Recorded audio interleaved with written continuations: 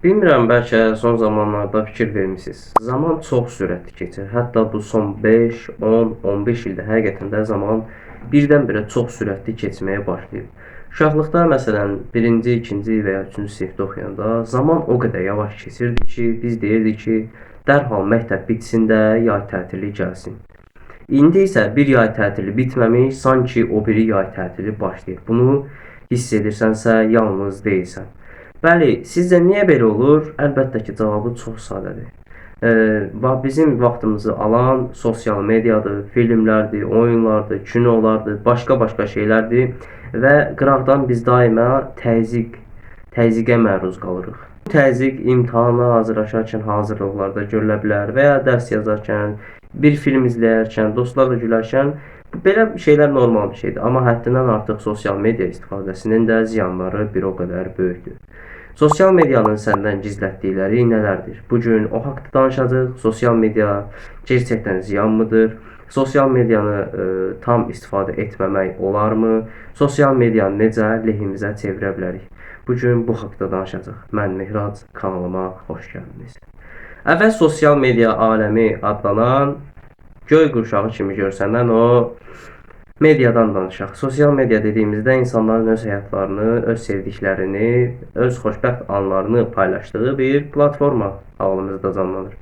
Əlbəttə bəzən olur, məsələn, dostlarınızla gəzməyə gedirsiniz, nə bilim, çay içməyə gedirsiniz, kofe içməyə gedirsiniz. Bu kimi şeylərdə məsələn çəkib storyyə, statusa və ya nə bilim haransı bir sosial media proqramına video və ya şəkil formatında yükləyirsiniz. Bu bir nümunə ola bilər. Amma siz daima digər insanların həyatlarına məruz qaldığında, məsələn, A insanını nəzərdə tuturam. A insanı məsələn bu gün bulvara getdi, şəkil atdı.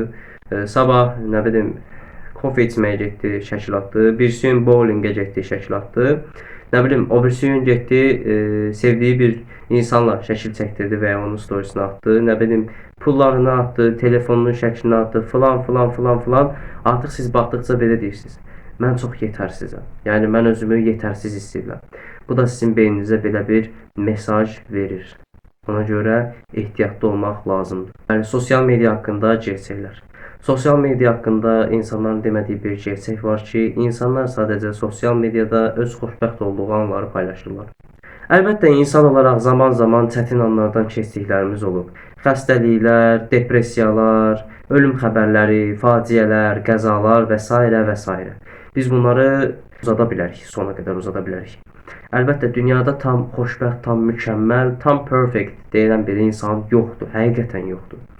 Yəni bir özünü yerinə qoy. Məsəl üçün 2 dənə nümunə verəcəm. Birincisi, məsələn, bir yaxının vəfat edib. Məsələn, atıram, fərqi yoxdur, bir yaxının vəfat etsin.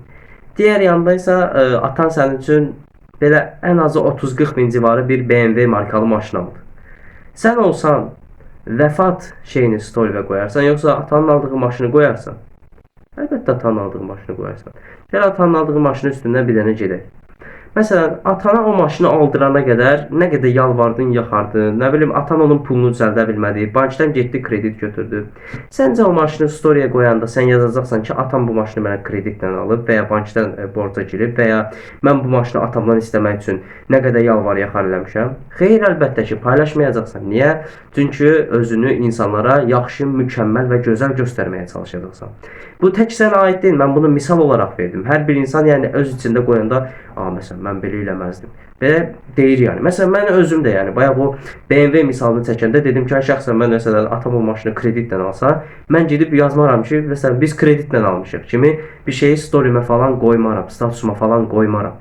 Yəni necə deyim, dostum, hər insan mükəmməl deyil. Hər insanın müsbət cəhətləri də var, mənfi cəhətləri də var. Biz insan olaraq eynik. Necə deyim, bir göldə aslanla delfini yarışdırmağa bənzər bir yerdir sosial media. İkisinin də fərqli-fərqli güclü olduğu sahələr var. Halbuki yarışdırıldıq məkan eynidir.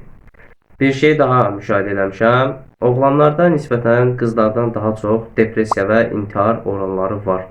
Niyəmi? Biz çünki oğlanlar olaraq biraz duyğusal tipləri, necə deyim, hər şeydən daha çox təsirlənirik. Necə deyim, biraz həssas oluruq. Biz oğlan milləti olaraq biraz həssas bir tipik. Ona görə hər gördüyümüz şeydən təsirlənə bilirik. Hər gördüyümüz şey bizə yaxşı və ya pis təsir edə bilir. Xüsusən də yeniyetməlik çağını nəzərdə tuturam. 13-18 yaş arası nəzərdə tuturam.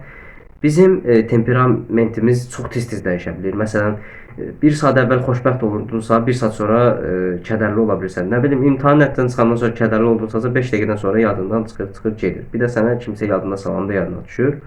Yəni buna görə də özündə o dəyişikliyi fərq edə bilərsən, hiss edə bilərsən, əgər yeniyetməlik çağında bir gənc oğlansansa. Buna görə də yəni sosial mediada gördüyümüz o xoşbəxt həyatlar, pullar, maşınlar, sevgililər və s. evlər, villalar, bunların hamısı sadəcə göstərişdən ibarətdir. Bayaq çəkdiyim nümunəni istəsən təkrar açıb baxa bilərsən. Yəni necə deyim, bunlar səni pis hiss elətdirməsin. O insanlarda olmayan elə bir şey ola bilər ki, o sadəcə səndə var. Məsələn, bu videoları izləmək, bu tərz videoları izləmək. Çünki heç bir insan çətin bir şeyə girişmək istəməz. Məsələn, sən bu videonun yerinə açıb MrBeast videosu da izləyə bilərdin. Amma sən bu videoyu izləməyi seçdin. Məsələn, sən hal-hazırda bu videonun bu dəqiqəsinə qədər çatdın və izləməyə, özünə bir şeylər qatmağa da davam edirsən. Sən bu videoda izləməyin məqsədi məncə əyləncə məqsədi deyil. Bir şeylər öyrənmək, özümü necə dəyişdirə bilərəm, özümə necə qatqı sağlaya bilərəm, bunu öyrənmək istədiyin üçün bu videodasan. Yəni bu da səni digər insanlardan ayıran xüsusi bir şeydir. Mən olmayım, başqa bir şəxsi inkişaf YouTuber olsun. Açsın onun videosunu izlədin. Sən onun yerinə gedib oyun videosu da izləyə bilərdin. Oyun oynaya da bilərdin, nə bilim. Boş-boş şeylərlə də məşğul ola bilərdin. Amma sən açsın o videoyu izlədin. Çünki sən özünə bir şey qatmaq istəyirsən. Sən özünə bir şey qatmaq istəyənlərdənsən. Bu elə başlı başına səni %99 insanın önünə aparır. Ona görə özünün qədrini bil, özünün fərqində ol, öz dəyərini hiss et. Bir diğer nə deyəcəm, gerçəklik algısı və mükəmməllik. Bu nədir? Necə deyim? Yenə bayaq təkrar olacaq. Sosial media ümumiyyətlə insanların mükəmməlliyətçiliklərini yarışdırdıqları bir məkandır. O bundan üstün olmaq istəyir, bu ondan üstün olmaq istəyir. Hər kəs bir-biri ilə yarışır. Hər kəs bir-biri ilə yarışma, rəqabət içindədir. Bu necə deyim, ata-babalarımızın da növlər arası rəqabətinə bənzəyir. Necə deyim, bu da indi müasir dövrdə belə özünü bir üzə verib. Bir tövsiyə olaraq sosial media haqqında nəticə fikirlərim nədir deyə sual versəz, məncə sosial media istifadəsi azaldılmalıdır. Amma tam silinməlidir deməli deyiləm, çünki özüm də yəni YouTube-dan falan istifadə edirəm. Məsələn, sosial mediadan şəxsi inkişaf videoları izləyəcəksənsə, faydalı məlumatlar əldə edəcəksənsə və ya video kreatorsansa, içerik ürəticisisənsə, nə bilim, vlog videosu çəkirsən, səyahət videosu çəkirsən, məsələn, atım, SMM xidmətisən, nə bilim, ola bilər də indi müxtəlif.